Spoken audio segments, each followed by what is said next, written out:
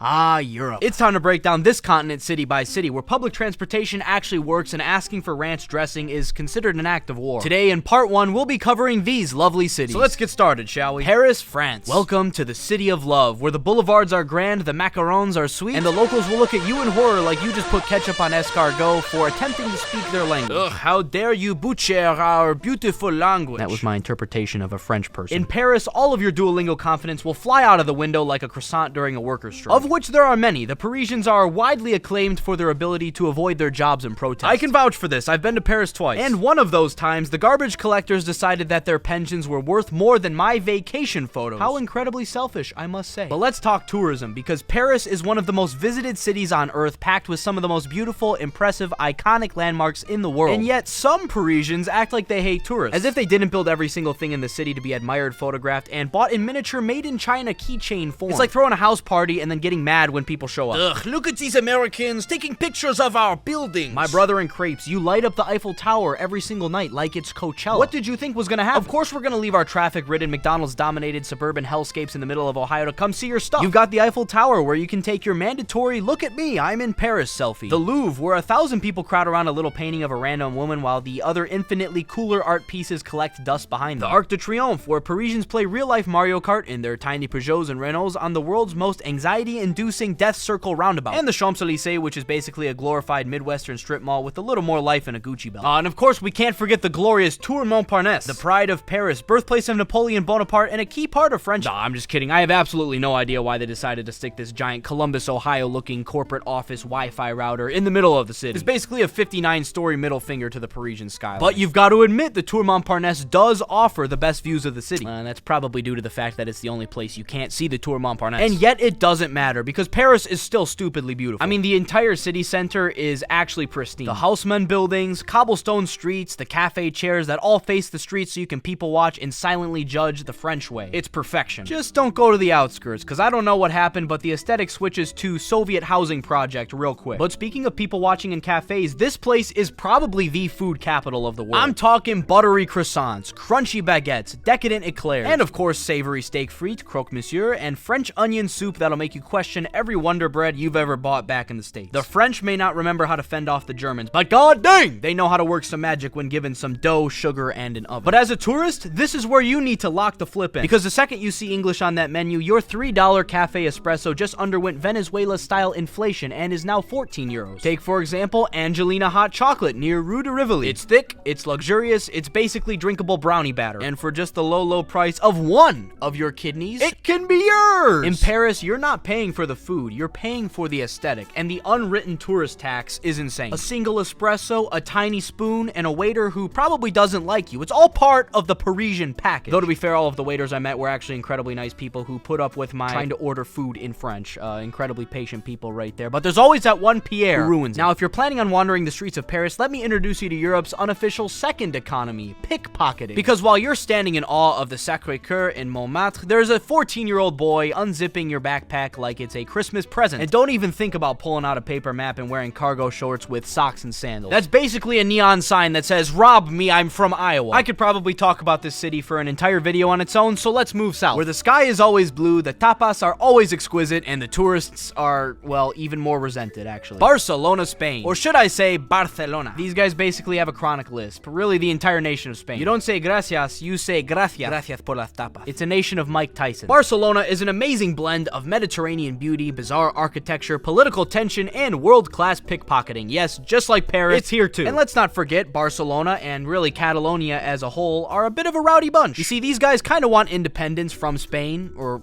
actually, they most certainly want it. The whole region's been in a will they, won't they break up situation with Spain for years now. And there was even an independence referendum in 2017, which the Spanish government responded to by saying, no it's happening. Now, we can't talk about Barcelona without talking about architecture, because this place looks like Candyland meets Willy Wonka's chocolate factory meets acid trip. And that's because of this man, Antoni Gaudi, who designed buildings like this, and of course this. Introducing the Sagrada Familia, where straight lines go to die, and which has been under construction for over 140 years. Now, they're allegedly finishing it in 2026, but we know the Spanish. They like the siesta. It's like GTA 6. We're not gonna see it in our life. But overall, Barcelona is an incredibly designed city. The Eixample district is a perfect Tetris OCD grid of symmetrical blocks, wide streets, and elegant buildings, which is very pretty to look at from space, but absolute hell for anyone navigating on the ground. As you wander the infinite streets in search of your tapas bar, there's almost certainly a 12-year-old boy surgically extracting your wallet from your back pocket. Because really, my friends, you have not been to Barcelona if you have not been pickpocketed while being 3 sangrias too deep. Which brings me to the mythical food situation in the city. The Big Back segment begins. I'm talking patatas bravas, pan con tomate, croquetas, jamón ibérico, escalivada, and crema catalana, which may or may not just be creme brulee, but ooh, it's Catalan. The Barcelonans also love their wine. I mean, it does not matter what time of day it is, my friends. Red wine, white wine, cava, sangria, you name it, and it is to Barcelona what water is to most people and Diet Coke is to Donald Trump. And of course, no mention of Barcelona is complete without bringing up FC Barcelona, the local religion disguised as a football club. Their stadium, Camp Nou, is one of the biggest in the world, and yet somehow always fills full of 80,000 people screaming about a yellow card like it's a war crime. The kids grow up dreaming of being Barca players, the adults grow up yelling at the Barca players through their TV screens like they can somehow hear them, and the tourists buy Messi jerseys thinking it earns them local respect. It doesn't. It earns you 80 euros in fake merchandise and a street vendor who won't leave you alone. Now we need to talk tourism and rent because this city may love your money, but it does not love your presence. Barcelona went viral last year for videos of locals spraying tourists with water guns, as if that's supposed to make them pack their bags and skedaddle. If you tried to pull that in America, one of those tourists would have probably pulled out the non-water version of that pistol. But in all fairness, mass tourism in Barcelona has driven up rent and prices for the locals. You'll see a bunch of tourists go home graffiti across the city, and oh my god, she's taking a picture with it. Yeah, I don't think that was supposed to happen. Barcelona has a strange love-hate relationship with tourism because on the one hand, I too would grow miserable watching sunburned Brits pounding lukewarm pints at 2 p.m. But tourism does account for 14% of the city's GDP and employs 150,000 people. And then there's the beach scene. Because yes, Barcelona does have beaches, but no, they are not relaxed. You've got shirtless British dads, vendors walking by every 3 minutes, and music blasting from 3 different Bluetooth speakers at once. It's not so much a beach as it is a festival that never asked for permits. Still, it's beautiful. The Mediterranean is warm, the views are unreal, and there's something charming about watching humanity unravel in the sun. But if the beach doesn't get you, the nightlife will. Barcelona doesn't just do going out. It does a full spiritual transformation after 10 p.m. Dinner starts late, clubs open at 2, and regret probably begins at sunrise with you eating some kind of mystery meat on the side of the curb wondering where your key to your Airbnb went. Barcelona is calm and laid back, yet somehow also chaotic and energetic. But we've had enough of the sun and happiness for a little while. It's time to change things up a little bit. Minsk, Belarus. Yeah, that was a bit of a curveball. Where the beaches are gone, the nightlife ends by 10 p.m., and I mean,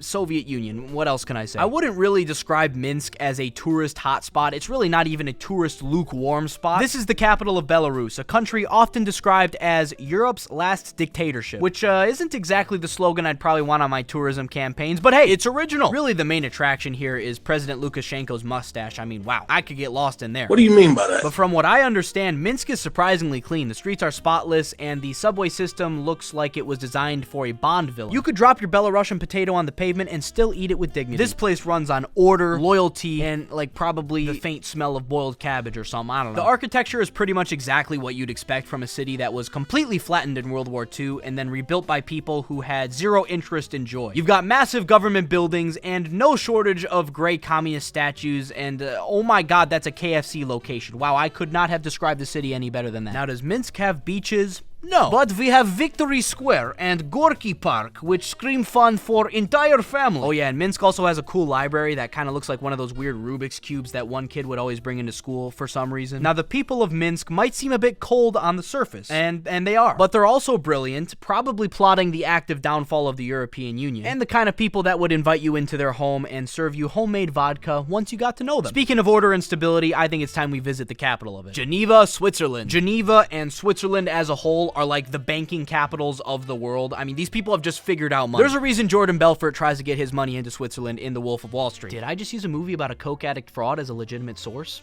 Yes, I did. Now, there's a pretty famous quote that goes a little something like, the hottest places in hell are reserved for those who, in times of moral crisis, maintain their neutrality. And if this is true, I mean, the entire nation is cooked. But in the meantime, Geneva is safe, orderly, clean, lovely, and absolutely loaded. I mean, this place is not only absolutely gorgeous, being positioned right on Lake Geneva by the edge of the Alps, but it's genuinely spotless. I visited back in 2023, and there's like not even as much as a crumb on the ground. Blowhole from Fortnite, bro. Throw it. Oh. Switzerland has just somehow always had its act together. I mean, even their freaking flag is perfectly square. Who does that? But it's also beyond expensive. I mean, I remember paying like 14 euros for one crepe back when I visited. Geneva specifically speaks French, but Switzerland as a whole speaks French, German, Italian, and Romansh. But I mean, let's be real here. There's like 100,000 people that speak Romansh, and everybody speaks English. Aside from the money and Frenchness, Geneva is also known for the jet d'eau, which is French for expensive water spout. United Nations, incredible chocolate, and fancy $20,000 watches. If nuclear Armageddon ever breaks out, Geneva is where the survivors will go to negotiate over 20 euro espresso. Next city, Istanbul, Turkey. There is no other city on earth quite like the largest transcontinental city in the world. Istanbul has a metro population of over 16 million people. I personally have paid a visit to this incredible city, and I can say that the architecture is absolutely incredible. Istanbul is what happens when you blend Europe, Asia, Islamic history, Byzantine architecture, Ottoman palaces, ungodly traffic, and street cats into one overstimulated cultural smoothie. It's somehow loud, ancient, modern, confusing, spiritual, all at once. The city used to be called Byzantium, then Constantinople, and now Istanbul, because, you know,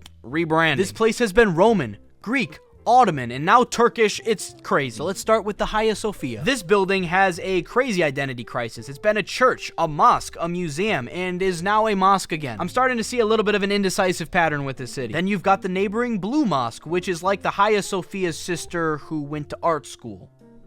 That makes no sense. And speaking of religious places and experiences, we need to talk about the bumper-to-bumper kebab and Turkish delight-fueled horn-pounding nightmare that is Istanbul traffic. Wow, look at the Bosphorus Bridge, a powerful-looking feat of engineering. Oh my god. Yeah, that's a real picture, folks. You're probably looking at about 200,000 people there, 100,000 of whom are named Mehmet. I mean, the pictures here speak for themselves. A Turkish traffic jam is about the last thing I would ever want to be stuck in. But no trip to Istanbul would be complete without you getting absolutely berated by a carpet salesman at the Grand Bazaar. A massive marketplace where you can buy Turkish delights, spices, and just about every knockoff luxury designer good your heart could desire. Istanbul is also famous for its incredible food scene. Döner, lahmacun, kebabs, baklava, Turkish tea, Turkish coffee, menemen, simit. It is a carb-tastic fever dream, and you will not be thin after visiting. But hey, if you're gonna be a big bag, might as well do it in Istanbul. Now, in the spirit of friendship, I say we take a trip over west to the Turks' favorite vacation spot, Athens, Greece. Yeah, that was absolutely sarcasm. Don't ever say that to a Turk. Athens is one big open-air museum with ancient ruins that are somehow held together by a national pride bordering on religious fervor. You've got the Acropolis, which is an ancient fortified hill and somehow still standing, unlike Greece's economy in 2012. Huh?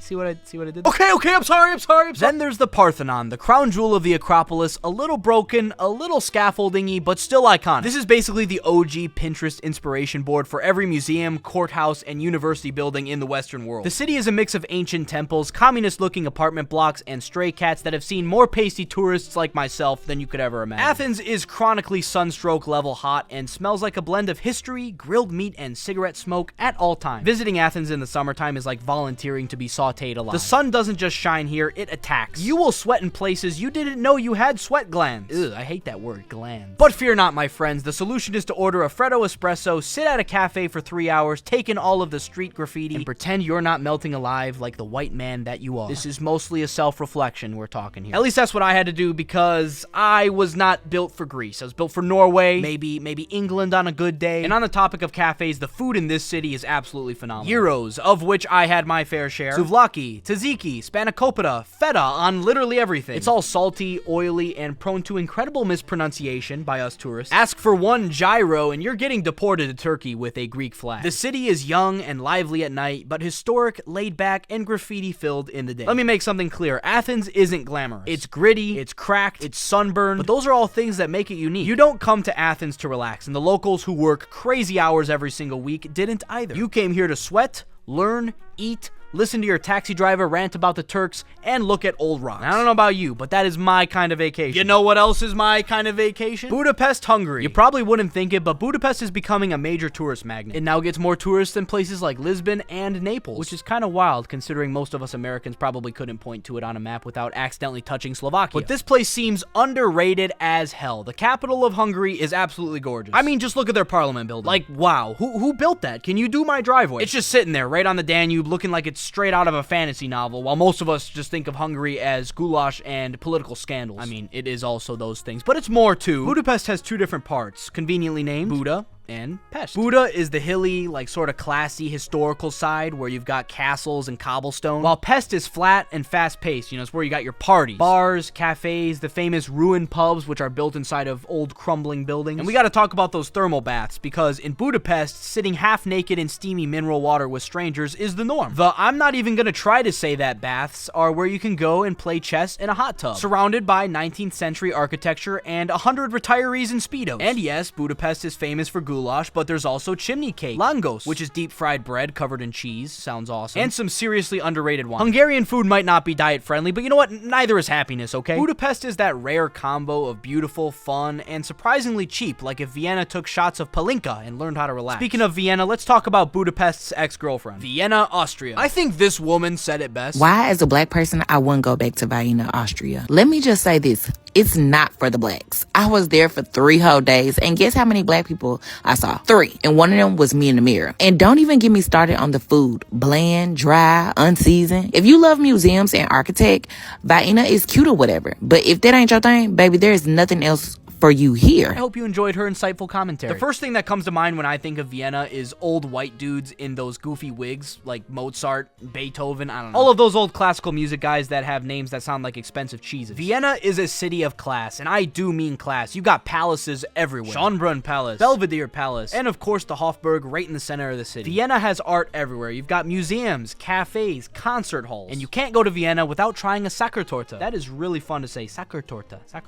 It's a dense chocolate cake with a thin layer of apricot jam that tastes like the Austrian Empire condensed into a single dessert. Pair that with a Malons, which is Vienna's version of a cappuccino, at a traditional cafe house, and suddenly you can pretend that you too belong in one of those palaces. And here's the beautiful part. You don't. You, my friend, were built for the Walmart in Baton Rouge, Louisiana. And of course, the public transit system here is pretty much flawless. The U-Bahn is punctual, clean, and quiet. People probably exclusively whisper on trains here, like you'd get judged for breathing too loud. That might be a little different from what you've seen from my country, the United States of America, because we do things a little different over here. Overall, Vienna is calm, cultured, and composed. It's a place where people value peace, quiet, and structure. So naturally, let's head east where things are louder, grittier, and a whole lot more intense. Kyiv, Ukraine. Oh boy, here we go. Kyiv is the capital and largest city of Ukraine. And frankly, this city represents a lot, not only to the people of Ukraine, but really all Slavic people. I mean, just look at that giant motherland statue. God dang, that thing is so badass. It might be the coolest statue in the world. I've always really wanted to go to Kyiv, even though this might not be the best time for me to putz around in my backpack and GoPro. Mark my words, I'm doing it one day. From World War II to 2022, this city has taken hit after hit and still manages to stand strong, proud, and full of life. The people here are incredibly thankful for what they have, and even more patriotic. Like, I thought the Albanians were nationalists. The Ukrainians might be giving them a run for their money. I never thought I'd be saying that. Sure, you've got your mandatory Eastern European commie blocks, but you also have some of the most impressive churches in the region. Take, for example, St. Michael's Golden Domed Monastery and St. Sophia's Cathedral. Just take a look at that frame. Come on, you know that goes hard. Also, let's talk food, because Ukrainian cuisine is pretty awesome. You've got vareniki, which are dumplings stuffed with potatoes, cheese, or cherries, really whatever the heck you want. Borscht, the famous beet soup, which is basically Ukraine's version of chicken noodle soup. Golubtsi, and chicken Kyiv, the buttery, crispy chicken dish that is so good it made Ukraine's president play the piano with his penis. Yep, this is real footage, by the way. Pair that all with a shot of Harilka, and you've got yourself a national experience. Bonus points if it's homemade and you're slightly afraid of it. And Kyiv apparently has surprising nightlife. Whether you're walking the, again, no way in hell I'm saying that, descent, chilling by the Dnipro River, or checking out one of the many bars, cafes, and underground venues, the city is really popping. And when peace returns, as it always does, Kyiv will be one of the most meaningful places you could ever visit. Now it's time to explore Kyiv's very complicated, possibly slightly troubled sibling to the east, Moscow, Russia. Oh boy, here we go. Again. Moscow's kind of funny because from what I understand, most Russians do not claim this city. It's like how in America we always make fun of New York and Los Angeles. Moscow is kind of like the rich kid of the Russian Federation. This is where you'll find your oil tycoons, oligarch limos, glass skyscrapers, and of course, the Kremlin. And the Red Square is an incredible feat of communism. You know, this is where you've got your fun military parades, and is probably what you think of first when you think of Moscow. St. Basil's Cathedral might be one of the most visually insane buildings on the planet. Honestly, this is what I think of when I think of Christmas for some reason. reason. I mean, it looks like a straight out of a Dr. Seuss book. The Cat and the Molotov Cocktail. Babushka used to read to me every night before bed. Then you've got the Kremlin, which actually isn't just one building. It's an entire fortified complex full of government offices, cathedrals, and at least 14 secrets you should not be asking about. It's basically like the White House, the Pentagon, and Hogwarts all rolled into one, except with more granite. Moscow's metro stations deserve a shout. They're not just train stations, my friends. They're literal underground palaces with chandeliers, marble columns, and murals of heroic potato farmers. And Moscow, by the way, is absolutely humongous. Like, actually the largest metro area in Europe, somewhere around 20 million people, depending on who you ask. It's a city that somehow feels like the future and 1953 at the same time. Like, you've got the Seven Sisters, towering Stalinist skyscrapers that look like they were designed to either educate you or imprison you, or maybe both. Moscow State University, for example, might be the most intimidating school building I have ever seen. Food-wise, Moscow offers everything, from high-end caviar bars to nostalgic Soviet cafeterias where you can get pelmeni, beef stroganoff, and of course, the mayonnaise-based salad. And don't forget the vodka.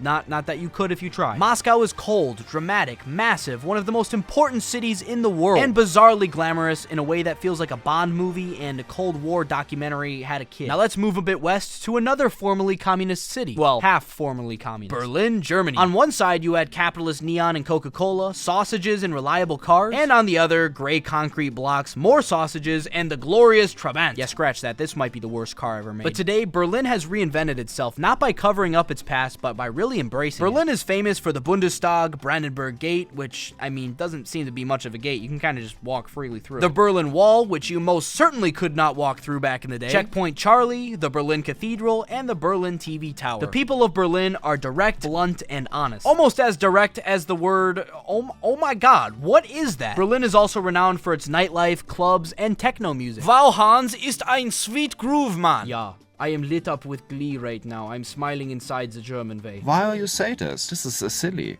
This is silly and danger. Take, for example, Berghain, one of the most exclusive clubs in the entire world. People wait outside for like 4 hours dressed as fashion cryptids just to be judged by the bouncer and probably rejected, really. Yeah, most of them don't even get in, and it's not like there's a list of rules or anything, I don't think. It's just kind of like your vibe. I don't know. And then when the night ends, you can head out for some late-night doner kebab, courtesy of the fact that Berlin is practically new Istanbul. But that's not all the city has to offer, because you have currywurst, schnitzel, pretzels, world-class beer, because, you know, Germany. It's kind of their thing. Berlin also boasts the BFG, or the Berliner Verkehrsbetrieb. It's basically the city's super efficient public transit system. Okay, you really think I'm gonna say that word too? Overall, the city has a unique duality. On the one hand, it's calm, quiet, and collected, and then at night, I mean, everything flies. And you know the Germans, they like their rules. That's gonna wrap it up for today. Stay tuned for part 2, where I'll cover Rome, London, Madrid, Lisbon, and all of the other greats. Oh yeah, and Tallinn, Estonia, too. You cannot make this perfect timing up. The camera just died, and I'm actually on the last line of the video. So, yeah, be sure to subscribe and join our first 100,000 legends before time runs out. Until next time, goodbye.